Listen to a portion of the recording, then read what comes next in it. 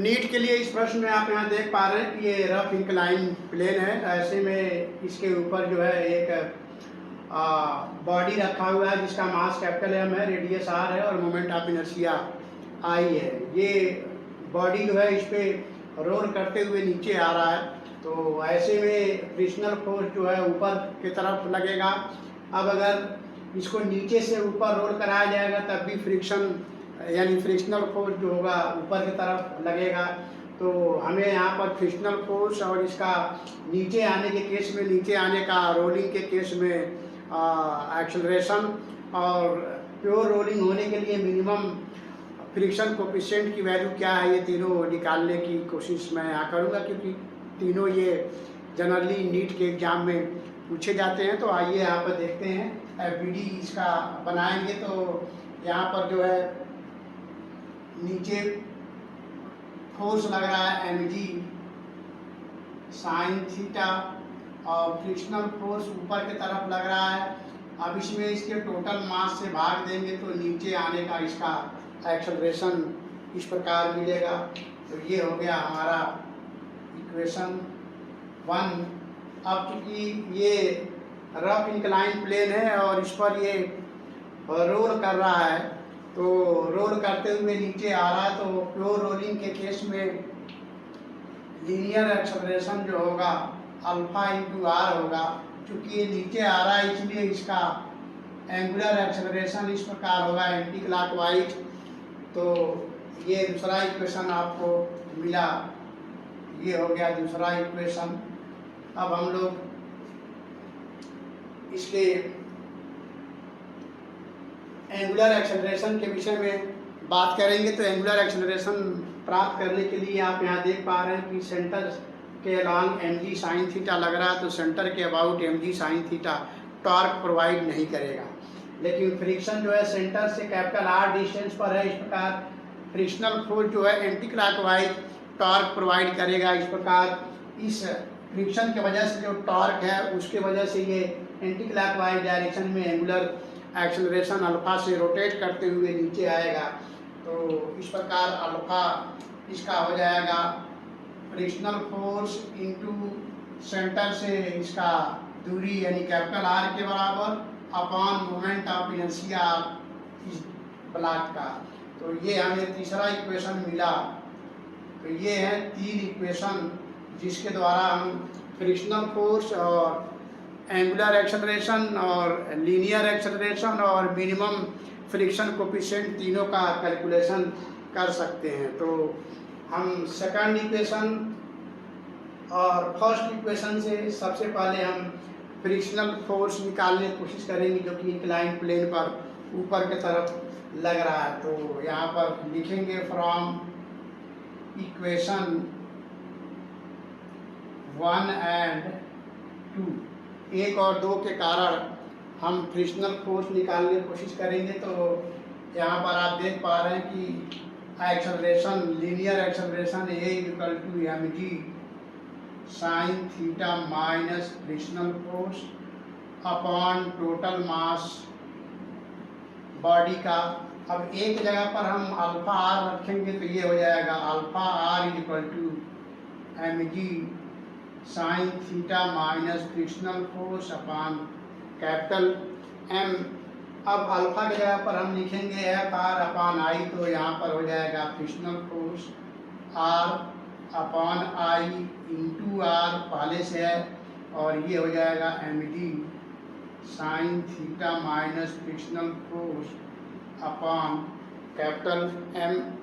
अब हम देख पा रहे हैं कि एफ स्मॉल एफ और स्मॉल एफ यहाँ पर है, दोनों को वन साइड करेंगे तो ये हो जाएगा small F R square upon moment of inertia plus small F by capital M equal to ऊपर मिलेगा g sine theta.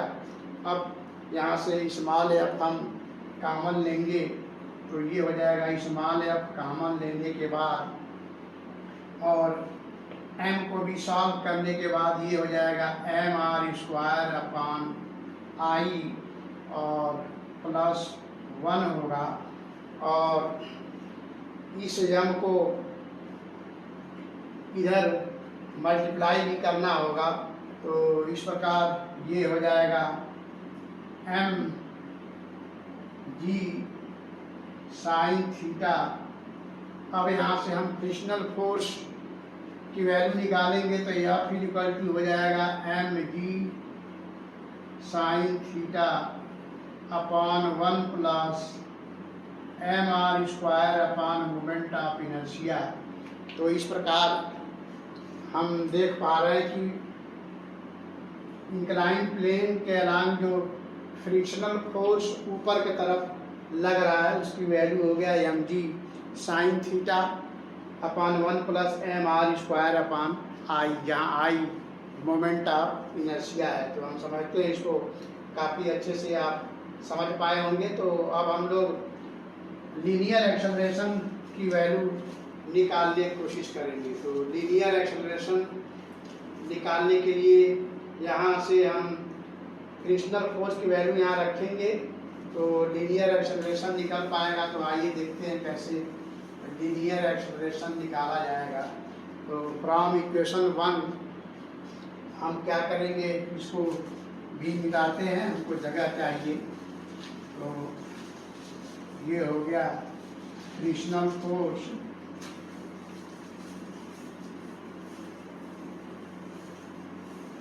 From equation 1 हम फ्रिक्शनल फोर्स की वैल्यू इसमें रखेंगे तो ये हो जाएगा a equal to m ji sine theta minus frictional force, ये हो जाएगा M G sine theta upon 1 plus M R square upon I, और पूरे का डिवीजन होगा कैपिटल एम। तो कैपिटल एम से जब हम डिवीजन करेंगे तो ये एम और ये एम कैंसिल हो जाएगा, ये भी कैपिटल एम है तो कैपिटल एम, तो एम कैंसिल हो जाएंगे। तो इस प्रकार यहाँ से हम देख पा रहे हैं कि लीनियर एक्सेलरेशन की वैल्यू आएगा, यहाँ पर जी साइन थीटा कॉमन लेंगे तो ये हो जाएगा जी साइन थीटा कॉमन हो गया। उसके बाद यहाँ मिलेगा 1 minus 1 upon 1 plus M R square upon I. अब जब इसको सॉल्व करेंगे तो ये हो जाएगा जी साइन थीटा और यहाँ पर हो जाएगा 1 plus M R square upon I minus 1, और पूरे का डिवीजन होगा 1 plus M R square by I. ये 1 और ये 1 कैंसिल हो जाएगा। तो इस प्रकार हम देख पा रहे हैं कि यहाँ पर एक्सेलरेशन की वैल्यू हो गया जी साइन थीटा और ब्रैकेट में हो गया m are square upon I, और नीचे हो गया 1 plus M R square upon I. अब हम क्या करेंगे, ऊपर नीचे m are square upon I से डिवीजन करेंगे। तो इस तरह से ए इक्वल टू मिलेगा g sine theta upon 1 plus I by m are square. तो इस तरह से फ्रिक्शनल फोर्स भी हमने निकाला m ji sine theta upon 1 plus M R square upon I, और यहाँ पर आप देख पा रहे हैं कि एक्सेलरेशन जो डाउनवर्ड है वो आ रहा है g sine theta upon 1 plus I by m are square. अब हम लोग फ्रिक्शनल कोफिशिएंट मिनिमम कितना होगा वो निकालने की कोशिश करेंगे। तो मिटाते हैं इसको।